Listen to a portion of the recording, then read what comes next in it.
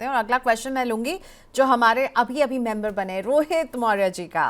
Rohit ji thank you, member भी बने और आपने सवाल भी भेजा, तो चलिए आपके पोर्टफोलियो को रखते हैं तनवीर सर के सामने। कोटक के मल्टी कैप में 3000 की सिप, बंधन के स्मॉल कैप में 3000 की सिप है, एसबीआई के कॉन्ट्रा फंड में 3000 की सिप, एचडीएफसी के फ्लेक्सी कैप में 3000 की सिप, वाइट ओक के मल्टी एसेट फंड में भी ये कर रहे हैं 3000 की सिप, मोतीलाल ओसवाल के मिड कैप में कर रहे हैं 3000 की सिप, निपॉन के लार्ज कैप में 3000, आईसीआईसीआई प्रू के लार्ज कैप में 3000। ओके, तो 22,000 रुपए की कुल सिप इनकी बन रही है।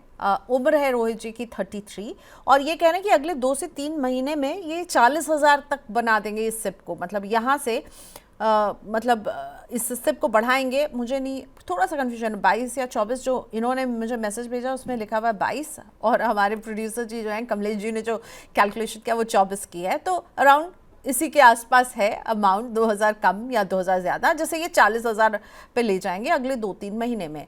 पोर्टफोलियो कैसा है, आपको क्या लग रहा है इनके इन्वेस्टमेंट को देख करके? ज़्यादा स्कीम्स नज़र आ रही हैं या आपको ठीक लग रहा है? कुछ चेंज करना चाहेंगे आप रोहित जी के पोर्टफोलियो में? देखिए, Nippon large cap, ICT percent large cap. देखिए लार्ज कैप में सिंपल बताता हूँ, ये सभी रेगुलेशन है कि fund manager top 100 market cap company के बिना वो स्टॉक नहीं ले सकते।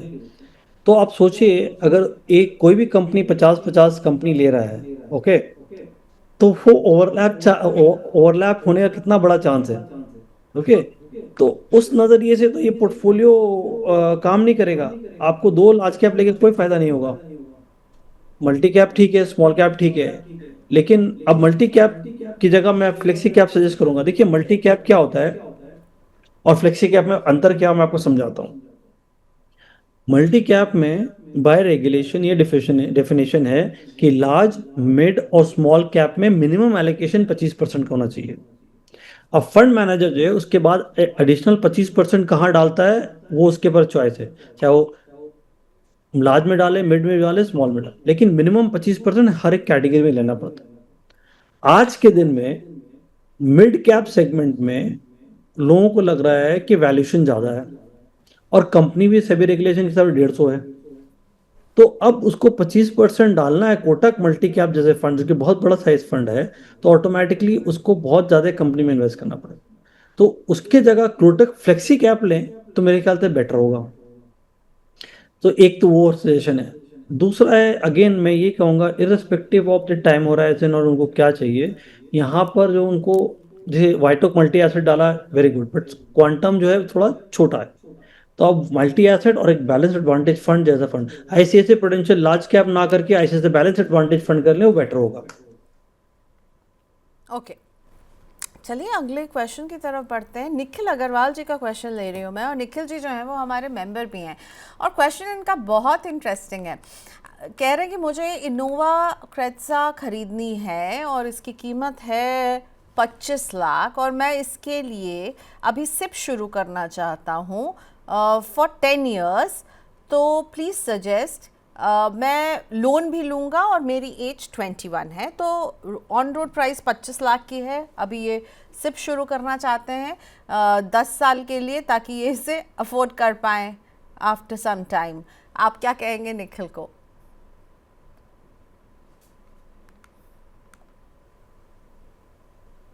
ये गाड़ी 10 साल के बाद लेंगे? अभी तो यही कह रहे हैं कि 10 साल तक मैं निवेश करूंगा, तो मैं सोच रही हूँ 10 साल के बाद लेंगे, तब तक शायद ये 25 लाख की ना रहे। क्यों तनवीर सर? वही मैं कह रहा हूँ, इसीलिए दैट एक से प्रॉब्लम वही लगता है मुझे।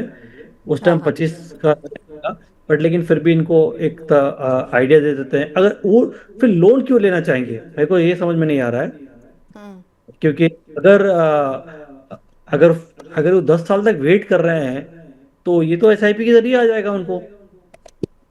तो और यही प्लान उसको बता सब, दीजिए, तो ये तो ज़्यादा अच्छा है, लोन लेने से अगर बच वो जाएंगे 10 ग्यारह साल के हजार बाद। रुपये कर, हाँ, अगर 11,000 रुपया निवेश कर रहे हैं तो 25 लाख इकट्ठा कर लेंगे 10 साल में। ओके। 11,000 रुपीज कर रहे हैं। अगर मान लीजिए उनको अब गाड़ी का दाम, सपोज हाइपोथेसिस कर लिया कि बढ़ भी गया, ठीक है, 50 लाख रुपए हो गए 10 साल के बाद, तो ये 22,000 एस आई पी आएगा अगर वो कांस्टेंट एस आई पी रखते हैं। लेकिन अभी उनके पास 22,000 नहीं है, ठीक है, उनके पास अगर अभी सिर्फ कहते हैं भाई मेरे पास अभी तो 10,000 रुपये है, ठीक है, और मैं 10 साल में निवेश करूंगा, लेकिन मैं स्टेप अप कर सकता हूँ, ठीक है। तो अगर वो 20% स्टेप अप करेंगे तो वो आराम से 50 लाख रुपए बना लेंगे। तो ओके। अल्टीमेटली क्या हो गया, 10,000 रुपये से एसआईपी स्टार्ट करते हैं, हर साल 20% बताते हैं, मतलब है 10 का 12 होगा, फिर 14,400।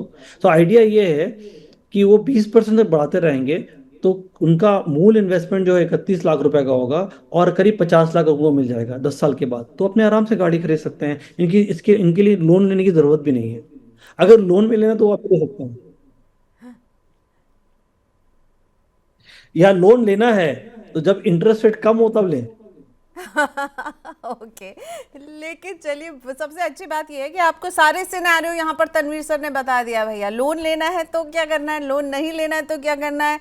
11,000 की सिप तो करनी ही पड़ेगी आपको। और अगर आप 11,000 नहीं कर, मतलब 11,000 नहीं कर सकते हैं तो जितने अमाउंट से कर सकते हैं उतने अमाउंट से निकल शुरू कीजिए और उसको स्टेप अप करते रहिएगा। और अगर हम मान के चलें कि आज अगर गाड़ी की कीमत 25 लाख है और जाके 10 साल के बाद वो 50 लाख हो जाती है, हाइपोथेटिकली, ये हम बस अनुमान लगा रहे हैं, तो आपको 22,000 की सिप करनी है, रेगुलरली करनी है।